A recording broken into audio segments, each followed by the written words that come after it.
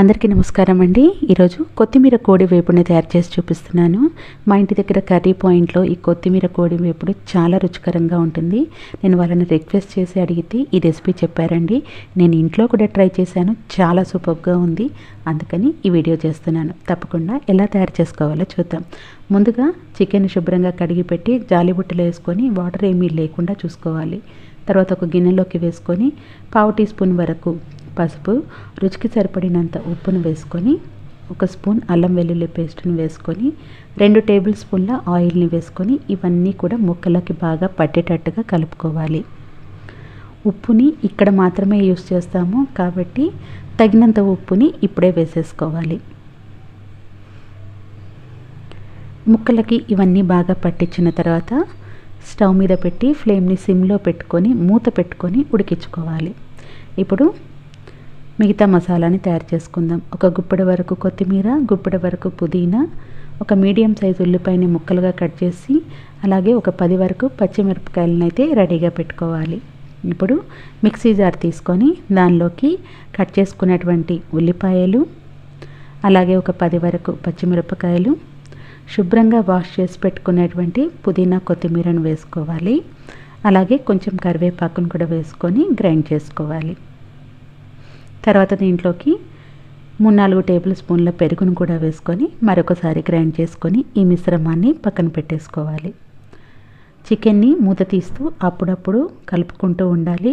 Chicken నుంచి వచ్చే water అంతా కూడా దాదాపుగా ఇంకిపోయే వరకు ఉడికించుకోవాలి.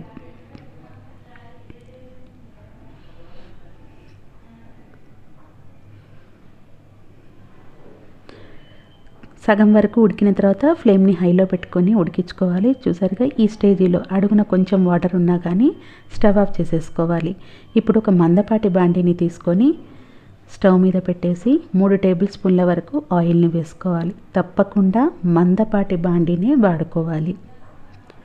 తర్వాత దీంట్లోకి 1 స్పూన్ అల్లం వెల్లుల్లి పేస్ట్ వేసుకొని పచ్చివాసన పోయే వరకు ఫ్రై చేసుకోవాలి. తర్వాత కొన్ని సన్నగా కట్ చేసుకున్నటువంటి ఉల్లిపాయ ముక్కల్ని వేసుకోవాలి.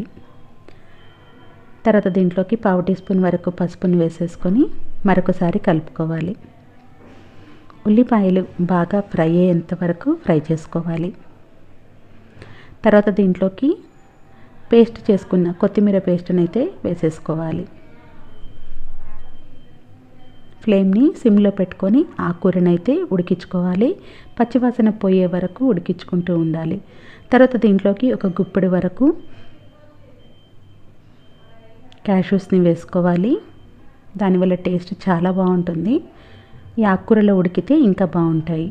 ఆకుకూర ఉడికి ఆయిల్ రిలీజ్ అయిన తర్వాత ఉడికించి పక్కన పెట్టుకున్నటువంటి చికెన్ ముక్కల్ని వేసేసుకోవాలి.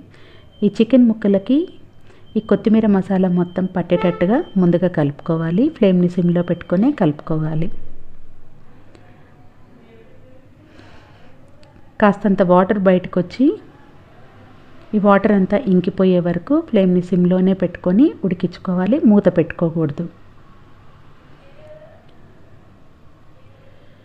వాటర్ అంతా ఇంకిపోయిన తర్వాత ఇప్పుడు ఫ్రై అవ్వడం స్టార్ట్ అవుతుంది. అప్పుడు ఫ్లేమ్ని కాస్త మీడియంలో పెట్టుకోవాలి.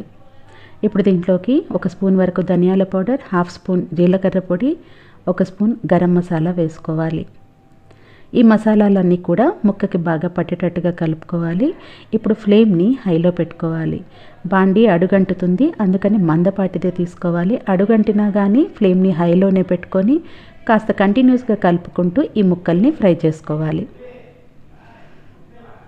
తర్వాత దీంట్లోకి 2 స్పూన్ల నెయ్యిని వేసుకోవాలి. ఈ నెయ్యి వల్ల మంచి అరోమా, టేస్ట్ అనేది వస్తుంది.